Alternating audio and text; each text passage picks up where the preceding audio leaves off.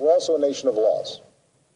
Undocumented workers broke our immigration laws, and I believe that they must be held accountable, especially those who may be dangerous. That's why over the past 6 years, deportations of criminals are up 80%. And that's why we're going to keep focusing enforcement resources on actual threats to our security. Felons, not families. Criminals, not children. Gang members, not a mom who's working hard to provide for her kids. We'll prioritize, just like law enforcement does every day. But even as we focus on deporting criminals, the fact is millions of immigrants in every state, of every race and nationality, still live here illegally. And let's be honest, tracking down, rounding up, and deporting millions of people isn't realistic. Anyone who suggests otherwise isn't being straight with you. It's also not who we are as Americans. After all, most of these immigrants have been here a long time. They work hard, often in tough, low-paying jobs. They support their families. They worship at our churches. Many of their kids are American-born or spent most of their lives here. And their hopes, dreams, and patriotism are just like ours. As my predecessor, President Bush, once put it, they are a part of American life.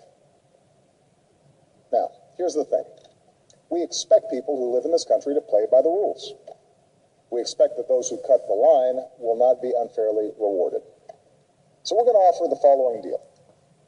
If you've been in America for more than 5 years, if you have children who are American citizens or legal residents, if you register, pass a criminal background check, and you're willing to pay your fair share of taxes, you'll be able to apply to stay in this country temporarily without fear of deportation.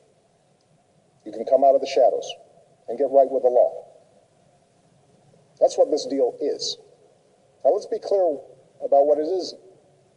This deal does not apply to anyone who has come to this country recently.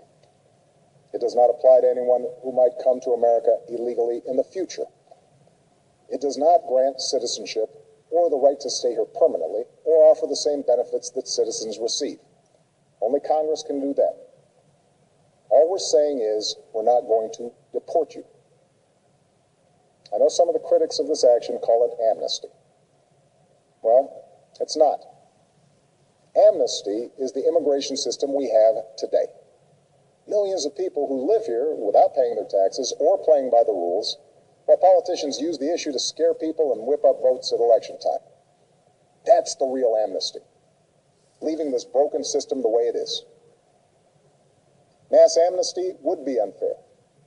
Mass deportation would be both impossible and contrary to our character. What I'm describing is accountability. You can come out of the shadows and get right with the law. If you're a criminal, you'll be deported. If you plan to enter the U.S. illegally, your chances of getting caught and sent back just went up. The actions I'm taking are not only lawful, they're the kinds of actions taken by every single Republican president and every single Democratic president for the past half-century. And to those members of Congress who question my authority to make our immigration system work better, or question the wisdom of me acting where Congress has failed, I have one answer. Pass a bill. I want to work with both parties to pass a more permanent legislative solution. And the day I sign that bill into law, the actions I take will no longer be necessary. Meanwhile, don't let a disagreement over a single issue be a deal breaker on every issue. That's not how our democracy works. And Congress certainly shouldn't shut down our government again just because we disagree on this. Americans are tired of gridlock. What our country needs from us right now is a common purpose, a higher purpose. Most Americans support the types of reforms I've talked about tonight, but I understand the disagreements held by many of you at home. Millions of us, myself included, go back generations in this country with ancestors who